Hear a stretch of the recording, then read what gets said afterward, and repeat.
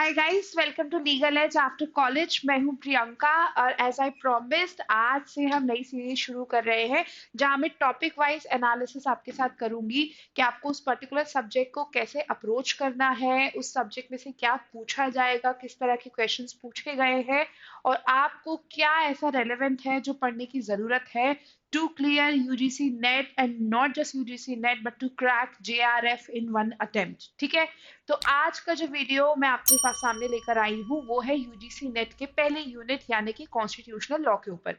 Constitutional law जैसा subject हमारे लिए काफी फेमिलियर है क्योंकि ये सिर्फ यूजीसी नेट ही नहीं बाकी बहुत सारे कॉम्पिटिटिव एग्जाम्स का पार्ट है। आप चाहे जुडिशियल सर्विसेज के लिए प्रिपेयर करें, अगर अपने क्लैट या एलिट पीजी के लिए प्रिपेयर किया हो, या फिर आप किसी भी कॉम्पिटेटिव एग्जाम में जाएं, इनफैक्ट आप यूपीएससी तक के लिए भी जाएंगे तो भी कॉन्स्टिट्यूशनल लॉ जैसा सब्जेक्ट है, आपको हर जगह पढ़ना पड़ेगा। लेकिन जो बात हम नहीं समझ पाते वो ये है कि हर एग्जाम की अपनी एक अलग रिक्वायरमेंट होती है।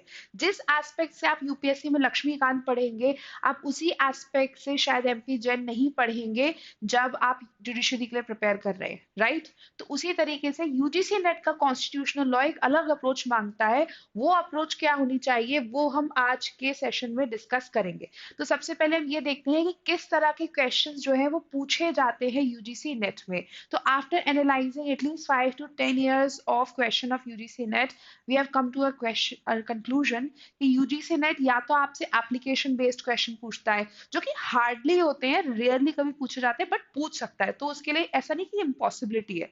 दूसरा, कई बार आपसे मिक्स्ड ऑफ 2-3 कंसेप्ट के बेसिस पे क्वेश्चन पूछ लेगा, आप 2-3 कंसेप्ट मिक्स कर देगा, उनमें से किसी एक कंसेप्ट के बेस पे क्वेश्चन आ जाएगा।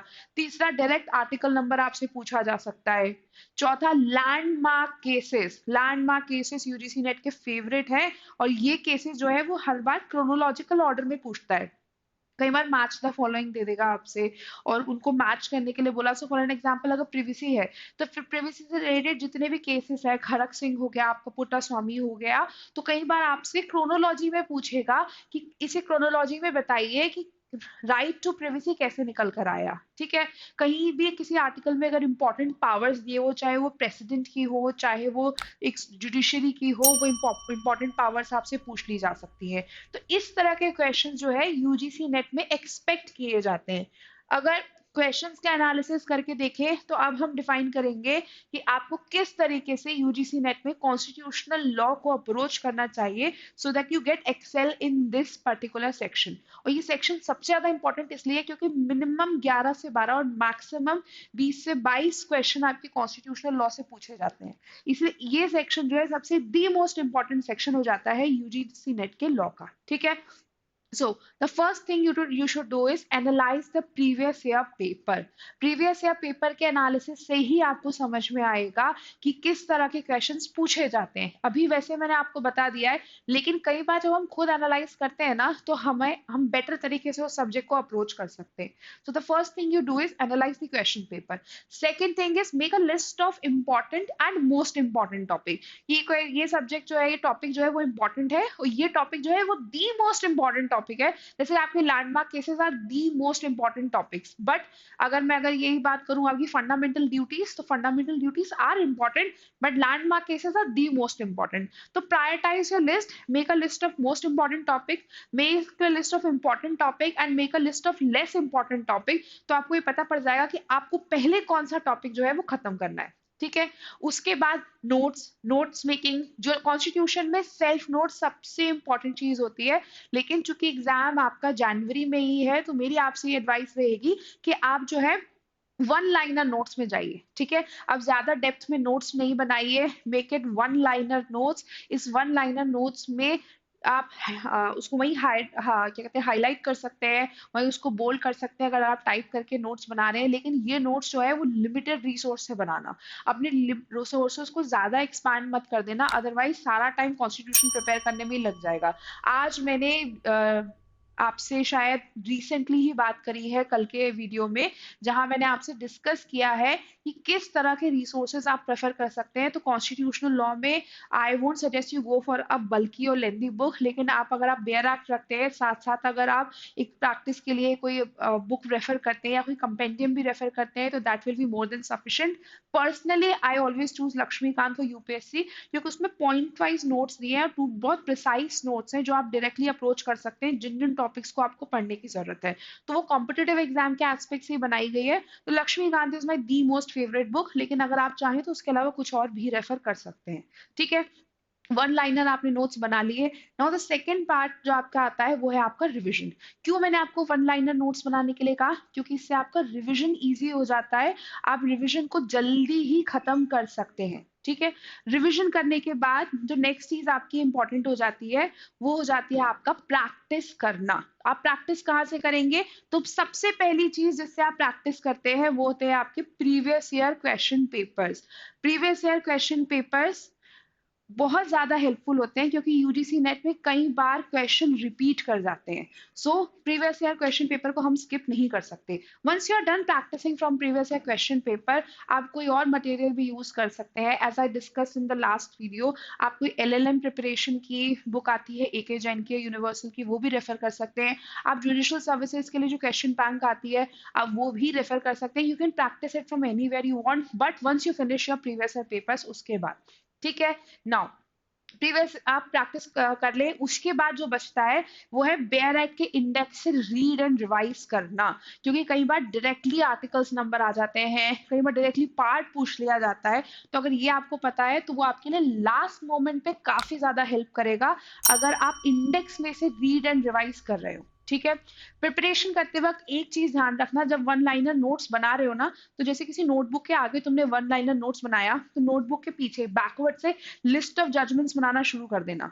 और लिस्ट ऑफ जजमेंट्स जब भी रखो तो ईयर वाइज रखा। जैसे तुमने के एस पुट्टास्वामी में लिखा राइट टू प्रिवेसी, वहीं ब्रैकेट में उसका ईयर डाल देना। नवतेज सिंह जौहर में तुमने लिखा 377, तो ब्रैकेट में ईयर डाल देना। ठीक है, जोसेफ शाइन में अगर तुमने अडल्ट्री लिखा तो वहीं उसका ईयर डाल देना, क्योंकि यूजीसी नेट लव्स ईयर्स। आपसे क्रोनोलॉजी पे वो क्वेश्चन पूछ लेगा, but always make a list of all the judgments, ताकि वो हैंडी रहे रिविजन के टाइम पे। जो मिस्टेक आपको अवॉइड करनी है कॉन्स्टिट्यूशनल लॉ को प्रिपेयर करते वक्त, अपने रिसोर्सेज को बहुत एक्सपैंड नहीं करना है। कई बार हम दो बुक्स रेफर कर लेते हैं, हम वीडियोस भी कर लेते हैं, हम इंटरनेट के रिसोर्सेज भी रख लेते हैं। इसमें होता क्या है कि हमारा सिलेबस कभी टाइमली खत्म नहीं हो पाता, और ना कभी हमें रिवीजन के लिए मौका मिलता है। हमारे पास इतना टाइम नहीं है, बिकॉज जनवरी में हमारा एग्जाम है। तो keep your resources very limited, but ऐसा भी नहीं हो कि कोई टॉपिक मिस हो जाए। चलिए, अगर टॉपिक मिस नहीं हो तो इसके लिए मैं आज आपके पास जो वीडियो लेकर आई हूँ, इसमें मैं आपसे इंपॉर्टेंट टॉपिक्स डिस्कस करूंगी कि what are the important topics जो आपको कवर करने चाहिए। ठीक है, ये वो टॉपिक है जो शॉर्ट शॉर्ट आपको कवर करने ही करने हैं, इनका कोई ऑल्टरनेटिव नहीं है। These are the most important topics. आपका preamble, fundamental rights, directive principle of state policy, fundamental duties, judiciary, centre state relationship, amendments and emergency, ये दी मोस्ट इंपॉर्टेंट टॉपिक्स हैं, आप इन्हें स्किप नहीं कर सकते। ठीक है, इसके अलावा कुछ चीजें जो आपको रिमेंबर कर रखनी है, याद रखनी है, वो है जब आप शेड्यूल्स पढ़ते हो तो आपको पता होना चाहिए कि हर शेड्यूल किस बारे में बात करता है। ठीक है, इंपॉर्टेंट अमेंडमेंट्स ईयर वाइज आपको पता होने चाहिए। इंपॉर्टेंट अमेंडमेंट्स की बात करी हूँ, सारे amendment next to impossible, but अगर जैसे 101st अमेंडमेंट है, 42nd अमेंडमेंट है, 44th अमेंडमेंट है, तो ये आपको ईयर, 73rd 74th अमेंडमेंट है, तो इसका आपको ईयर पता होना चाहिए। ठीक है, union list, state list, concurrent list में जो सब्जेक्ट्स हैं वो आपको पता होना चाहिए, क्योंकि कई बार इस पे क्वेश्चन आ जाता है। बोरोइंग, हमने कॉन्स्टिट्यूशन का कौन सा फीचर किस कंट्री से बोरो किया है, वो हमें पता होना चाहिए। रीसेंट जो अमेंडमेंट्स हुए, जो अभी कुछ 3 4 5 सालों में हुए हैं, वो आपको पता होना चाहिए ईयर वाइज। ये हमेशा याद रखना। कोई भी कॉन्स्टिट्यूशनल बॉडी जो स्टैब्लिश हुई है, तो कॉन्स्टिट्यूशनल बॉडी कौन सी है, किस आर्टिकल में स्टैब्लिश हुई है, वो आपको पता होना चाहिए। जितने भी नेशनल कमीशन है, national commission for schedule cast, national commission for schedule tribes, वो आपको पता होना चाहिए। इंपॉर्टेंट आर्टिकल्स हैं जहाँ कहीं भी पावर्स बताई गई है, या कहीं भी कोई स्टैब्लिशमेंट हो रहा है, जैसे सुप्रीम कोर्ट के केसेस में appellate jurisdiction, original jurisdiction, court of record की बात की गई है, तो वो उसके आर्टिकल्स आपको पता होने चाहिए। ठीक है, these are the things to remember, जो आपको प्रिपरेशन करते वक्त याद रखनी है। ठीक है, चलिए नेक्स्ट देखते हैं हम किस तरह के क्वेश्चन अब में हम देखते हैं कि यूजीसी नेट आपसे पूछता है। ठीक है, तो ये सारे क्वेश्चन लास्ट ईयर पूछे गए हैं, इससे you will get an idea कि किस तरीके से आपको अपनी प्रिपरेशन करनी है। लास्ट ईयर यूजीसी नेट ने क्वेश्चन पूछा है, which article in the constitution of India establish national commission for the schedule caste.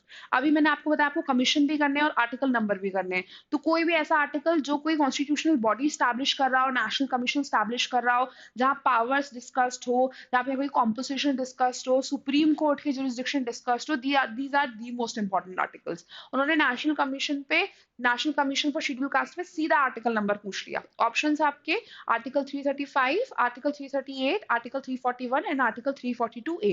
Your correct answer is article 338। Easy to answer, आपको सिर्फ आर्टिकल नंबर पता होना चाहिए, इसलिए मैंने आपसे कहा था कि लास्ट में इंडेक्स रीडिंग जरूर कर लेना। इंडेक्स रीडिंग से हमें आइडिया रह जाता है किस तरह के जो आर्टिकल नंबर आपको याद रह जाते हैं। ठीक है, दूसरा क्वेश्चन देखिए, according to Kaushal Kishore versus state of UP, ये 2023 का केस है, तो आपको लैंडमार्क केसेस तो कवर करने ही करने हैं, बट चूंकि आपका एग्जाम 2025 में हो रहा है तो आपको एटलीस्ट 2023 एंड 2024 के केसेस भी कवर करने हैं। ठीक है, वो आपको आराम से किसी भी वेबसाइट पे मिल जाएंगे, आपको उसके लिए परेशान होने की जरूरत नहीं है। ठीक है, क्वेश्चन देखिए, according to Kaushal Kishore versus State of UP, the fundamental right under Article 19 is A. State actors only, B. Non-state actors only, C. State as well as non-state actors only. Last is state under Article 12 only. So the correct answer is state as well as non-state actors, जैसा कि court ने कहा है।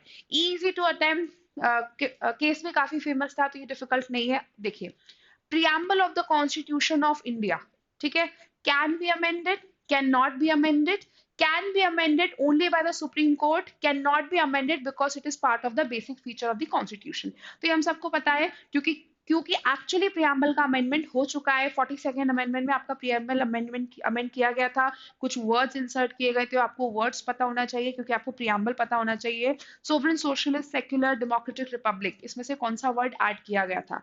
But चूंकि preamble add किया गया, amend किया गया, so the correct answer is can be amended. These are very simple questions जो इजीली आंसर किए जा सकते हैं, प्रोवाइडेड अगर आपने अपना सिलेबस अच्छे से कवर किया है तो। ठीक है, so these are some trips from my and जिसके बेसिस पे आप कॉन्स्टिट्यूशनल लॉ प्रिपेयर कर सकते हैं। ठीक है, अगर वीडियो अच्छा लगा तो like the video, share the video, and अगर इसी तरीके से और वीडियो देखना है तो subscribe the channel. Tomorrow I am going to bring an another video on jurisprudence, खास तौर पे specially because students are scared of jurisprudence, right? So I'll see you tomorrow. Keep preparing. Okay, see you tomorrow guys. Bye bye. Bye.